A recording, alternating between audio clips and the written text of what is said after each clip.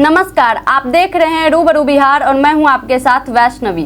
हालिया रिपोर्ट के अनुसार लोकसभा चुनाव 2024 में एआईएमआईएम के अध्यक्ष असदुद्दीन ओवैसी बिहार, उत्तर प्रदेश और महाराष्ट्र में अपने उम्मीदवार उतारने का फैसला कर चुके हैं। उनकी नज़र उन लोकसभा सीटों पर है जहां मुस्लिम मतदाताएं मेजॉरिटी में है।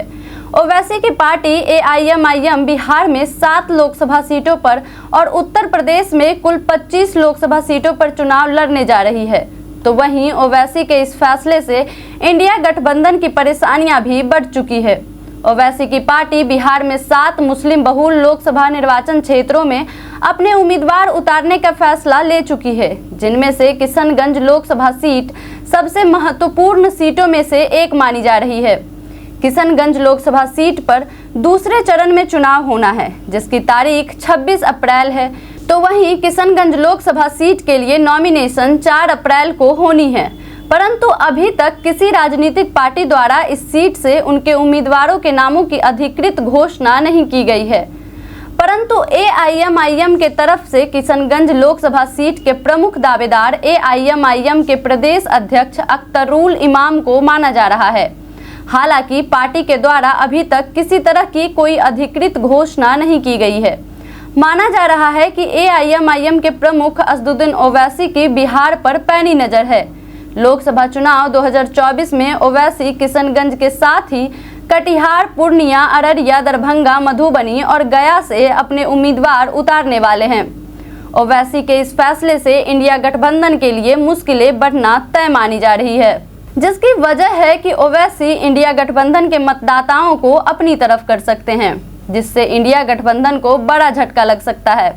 आपको बता दें कि लालू यादव की पार्टी राजद मुस्लिम और यादव वोटरों के समीकरण को साधने के लिए जाने जाते हैं, तो वहीं कांग्रेस भी मुस्लिम और बैकवर्ड वोटरों पर अपना फोकस रखती है, जबकि एआईएमआईएम प्रमुख असदुद्दीन ओवैसी की भी पकड़ मुस्लिम और दलित वोटरों पर है, जिस वजह से इंडिया गठबंधन के वोटरों में सेंधमारी होनी तो तय है।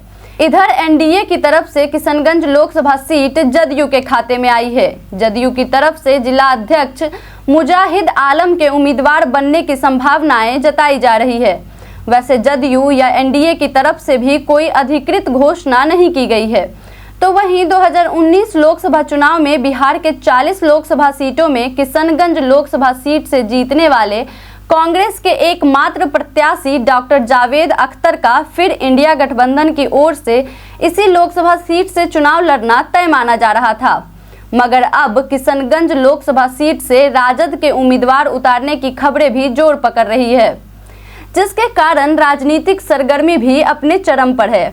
हालांकि अभी न तो कांग्रेस और न ही राजद की ओर से किसी तरह का स्पष्टीकरण आया है, मगर कहा जा रहा है कि इस बार के लोकसभा चुनाव में महागठबंधन के शीर्ष नेताओं द्वारा एक एक सीट पर विस्तार से चर्चा करने के बाद और चुनावी विश्लेषण करने के पश्चात ही प्रत्याशियों के नाम तय किए जा रहे हैं।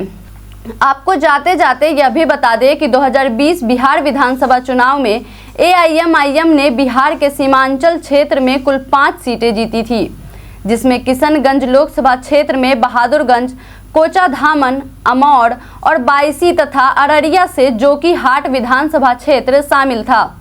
मगर बाद में आरजेडी ने 5 में से 4 विधायकों को अपने साथ मिला लिया था। यही वजह है कि 2024 लोकसभा चुनाव में भी एआईएमआईएम प्रमुख असदुद्दीन ओवैसी उन सीटों पर अपने उम्मीदवार उतारना चाहते हैं जहां मुस्लिम वोटरों की संख्या अधिक से अधिक है। बिहार के किशनगंज और सीमांचल क्षेत्र को सर्वाधिक मुस्लिम बहुल लोकसभा क्षेत्रों में से एक माना जाता है। 2 अक्टूबर 2023 को जारी हुए जाति आधारित जनगणना के अनुसार बिहार में कुल 17.7% आबादी मुस्लिम की है, तो वहीं ओबीसी और ईबीसी मिलाकर बिहार में इनकी कुल आबादी 63% है। लोकसभा सीटों की बात करें तो किशनगंज लोकसभा क्षेत्र में 68% मुस्लिम हैं, तो वहीं कटिहार में 43%, अररिया में 42%, पूर्णिया में 38%, दरभंगा में 23%, मधुबनी में 26% और गया में 13% आबादी मुस्लिम बहुल है। यही वजह है कि एआईएमआईएम के प्रमुख असदुद्दीन ओवैसी की नज़र इन सीटों पर है। असदुद्दीन ओवैसी के बिहार में मुस्लिम बहुल सीटों पर चुनाव लड़ने से 2024 लोकसभा चुनाव के नतीजे में बड़ा उलटफेर होना तय माना जा रहा है।